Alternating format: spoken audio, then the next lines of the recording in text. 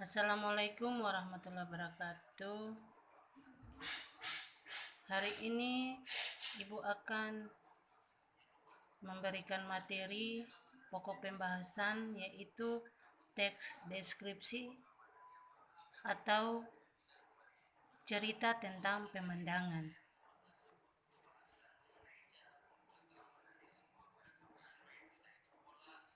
Di dalam teks deskripsi itu atau cerita tentang pemandangan, Ibu akan menjelaskan pengertian dari teks deskripsi.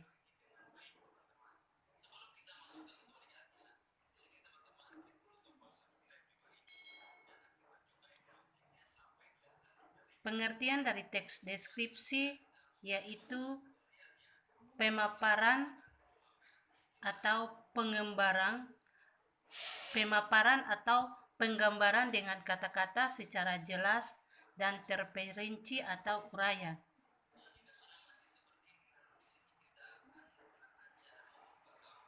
Sekarang masuk pada slide ketiga, yaitu struktur teks deskripsi.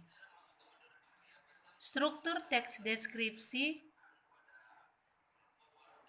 terbagi atas 3. Yang pertama adalah identifikasi, yang kedua adalah klasifikasi, yang ketiga adalah deskripsi. Kita mulai dari pertama, identifikasi. Identifikasi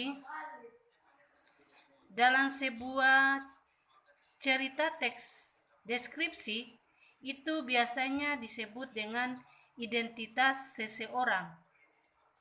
Sedangkan klasifikasi biasanya di dalam cerita teks deskripsi disebut dengan unsur penyusun dalam kaidah kebahasaan.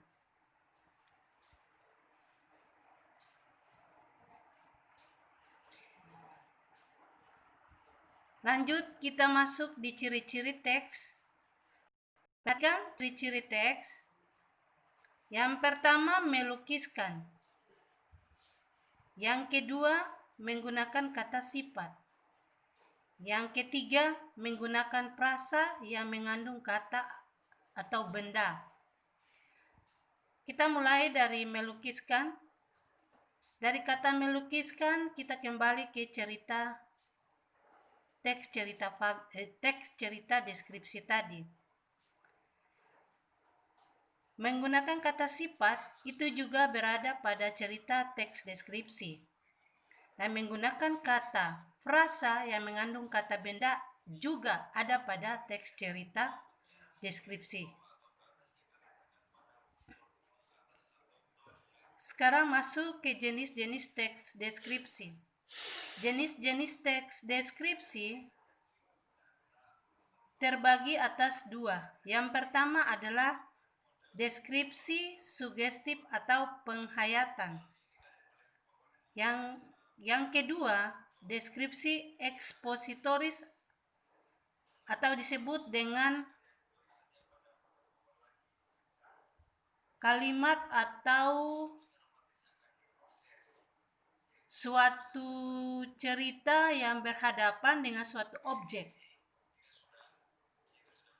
Nah, kalau contoh dari deskripsi sugestif penghayatan, berarti kita masih tetap berbicara terkait dengan isi teks cerita deskripsi tadi. Membaca perlu penghayatan. Cerita deskripsi ekspositoris, melihat secara langsung pada objek tempat. Sekarang masuk ke unsur-unsurnya. Unsur-unsur yang terdapat dalam teks deskripsi. Yang pertama, meliputi tema, alur, tokoh, latar, sudut pandang. Kalau tema itu adalah judul. Ibu kira materi ini pernah kalian dapat di SD.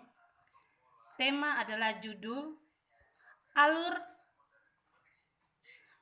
Alur atau rangkaian cerita yang memiliki hubungan sebab akibat. Itu alur ya, alur.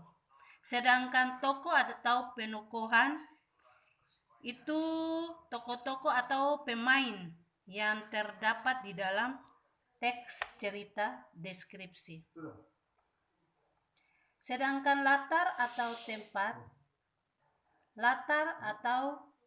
tempat, suasana,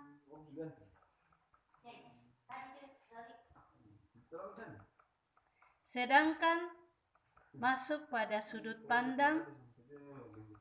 Kalau sudut pandang dilihat dari teks cerita tersebut, sudut pandang itu terbagi atas 3. Kalau sudut pandang orang pertama, contoh, aku. Sudut pandang orang kedua, dia. Dari kata aku dengan dia itu merupakan kata ganti orang pertama. Itu yang disebut dengan pronomina. Yang terakhir adalah amanat. Kalau di dalam cerita deskripsi, amanat itu disebut dengan kalimat kata penutup. Jadi dari slide per slide tadi, Ibu menyimpulkan bahwa kalimat deskripsi merupakan kalimat yang menggambarkan keadaan, bentuk, atau suasana tertentu.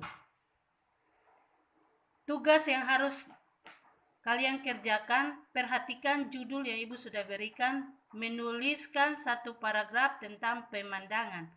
Ada 2 kategori yang nanti kalian akan menyelesaikan. Yang pertama, menulis di kertas dengan menggunakan HPS. Yang kedua, bercerita menggunakan video dan dikirim melalui WhatsApp. Itu saja pertemuan pertama. Minggu depan Ibu akan